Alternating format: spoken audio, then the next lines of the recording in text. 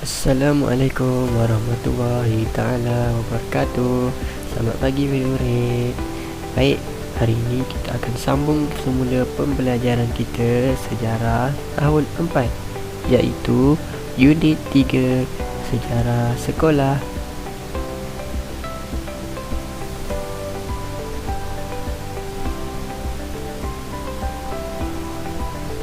Baiklah, pada hari ini objektif pembelajaran kita adalah yang pertama, menjelaskan sejarah sekolah, dan yang kedua, menguraikan maklumat sekolah.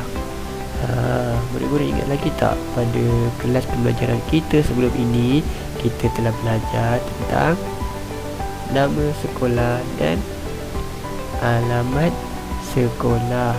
Jadi hari ini kita akan sambung semula kepada sejarah sekolah dan maklumat sekolah. Baiklah, untuk pembelajaran pada hari ini, murid-murid bolehlah membuka buku teks sejarah tahun 4, muka surat 36 sehingga muka surat 41.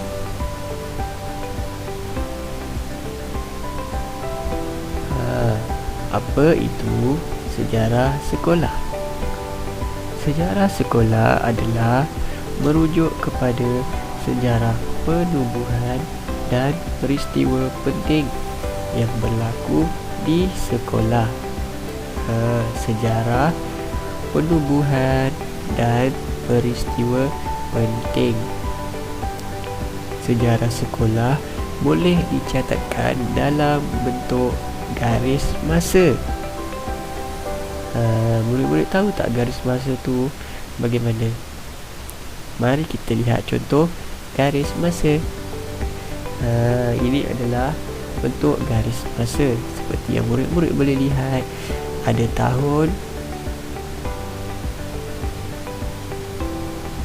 ada maklumat apakah yang berlaku pada tahun tersebut.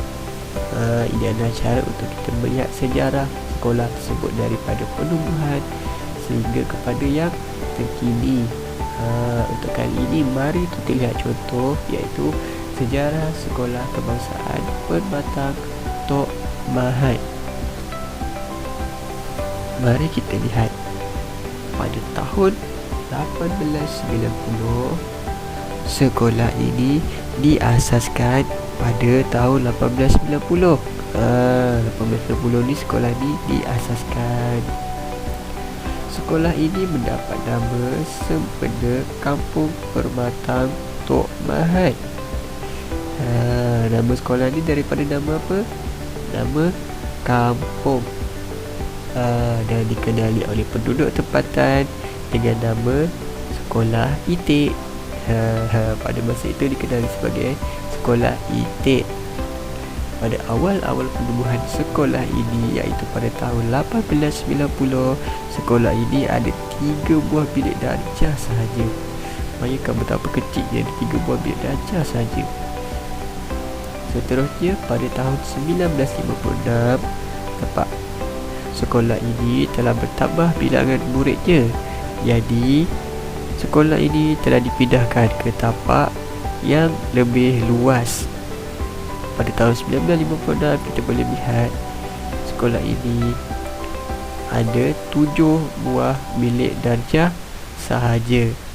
Nampak? Pada asalnya 3. 1890 ada 3 buah bilik darjah, tapi pada tahun 1956 ada 7 buah bilik darjah. Seterusnya pada tahun 2001, bangunan tambahan telah didirikan bagi menampung pertambahan jumlah murid. Nampak, daripada 7 ni jadi tinggi, jadi lebih moden. Ini adalah bangunan tambahan sekolah kebangsaan Perbatang Tok Mahat. Pada tahun 2005, sekolah ini telah mencipta sejarah apabila dianugerahi Sekolah Harapan Negara Peringkat Kebangsaan. Nampak, pada tahun 2005 sekolah ini telah menempuh kejayaan. Nampak, telah dianugerahi Sekolah Harapan Negara Peringkat Kebangsaan. Dan ada tugu peringatan sekolah harapan negara kategori luar bandar. Seterusnya, pada tahun 2014, sekali lagi sekolah ini mencipta sejarah apabila diiktiraf sebagai sekolah kluster kecemerlangan. Mari kita lihat. Pada tahun 2014, sekolah ini telah diiktiraf sebagai sekolah kluster kecemerlangan. Seterusnya, pada tahun 2017, pelbagai usaha telah dilakukan oleh Sekolah Kebangsaan Perbatang Tok Mahat sehingga memenangi anugerah Double Gold Award dan Best Inventor pada tahun 2017 dalam pertandingan inovasi pada peringkat antarabangsa. Nampak? Pada peringkat antarabangsa antara sekolah-sekolah di pelbagai negara. Bayangkan betapa hebatnya Sekolah Kebangsaan Permatang Tok Mahat. Oleh itu, sekolah kita pun, kita mestilah berusaha untuk meningkatkan nama sekolah kita.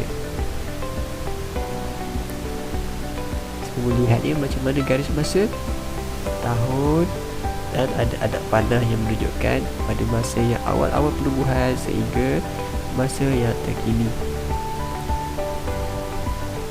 Baiklah, kita sambung kepada topik seterusnya, iaitu identiti sekolah. Identiti sekolah merupakan tanda pengenalan bagi sesebuah sekolah. Tanda pengenalan bagi sesebuah sekolah. Semua sekolah mempunyai identiti yang tersendiri, iaitu bendera, lencana, lagu sekolah. Nampak? Ada bendera, ada lencana, ada lagu sekolah. Semua sekolah ada ya. Sekolah kita pun ada bendera, lencana dan lagu sekolah yang tersendiri. Mari kita lihat contoh identiti Sekolah Kebangsaan Permatang Tok Mahat. Tengok, ini adalah bendera sekolah tersebut.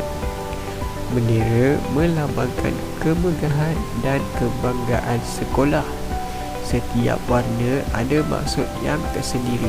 Dia ada warna lain, kemudian dia ada lencana sekolah di tengah-tengah bendera. Nampak? Seterusnya kita beralih kepada identiti yang kedua, iaitu lencana. Nampak? Ini adalah contoh lencana Sekolah Kebangsaan Permatang Tok Mahat.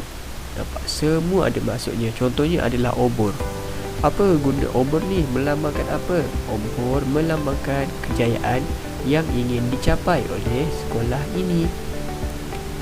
Nampak? Kita boleh lihat bawah ni, ikan, kapal dan lautan, yang melambangkan ilmu pengetahuan yang perlu dicari di lautan yang luas. Semua lencana ada maksud-maksudnya yang tersendiri. Identiti sekolah yang ketiga, iaitu lagu sekolah. Mari kita lihat, ini adalah contoh lagu Sekolah Kebangsaan Permatang Tok Mahat. Lagu sekolah kebiasaannya dinyanyikan ketika majlis perhimpunan, majlis anugerah cemerlang, sambutan hari kebangsaan dan sukan tahunan sekolah. Semua lagu sekolah membawa maksud-maksud yang baik. Nampak? Ini contoh lagu Sekolah Kebangsaan Permatang Tok Mahat. Disipline diri, budi pekerti, amalan hidup setiap hari, menyebut ilmu, menambah bukti untuk mencapai hasil murni. Ini adalah ketiga-tiga identiti Sekolah Kebangsaan Permatang Tok Mahat, iaitu bendera, lencana dan lagu sekolah. Mari kita masuk kepada topik seterusnya, iaitu organisasi sekolah. Apa itu organisasi sekolah? Kenapa ada organisasi sekolah?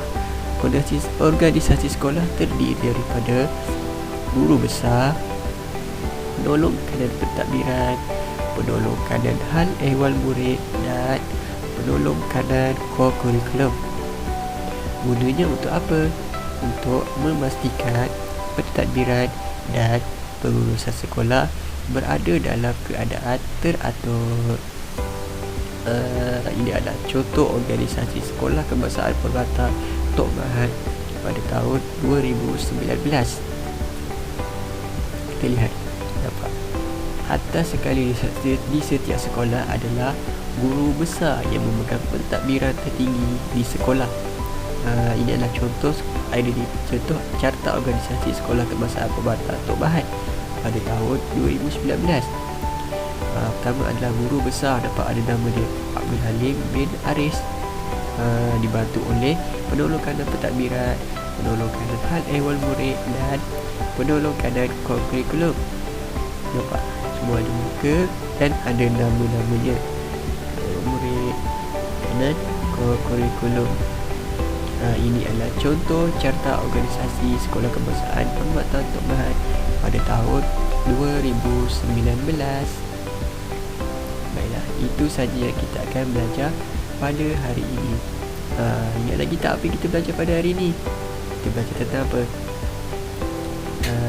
Identiti sekolah, carta organisasi, sejarah sekolah, garis masa, sejarah penubuhan. Untuk murid-murid yang tidak jelas dengan apa yang cikgu sampaikan, murid-murid boleh mengulang semula video ini, ataupun murid-murid boleh mesej cikgu di Telegram. Itu saja pembelajaran kita untuk hari ini. Sekian, terima kasih. Assalamualaikum warahmatullahi wabarakatuh.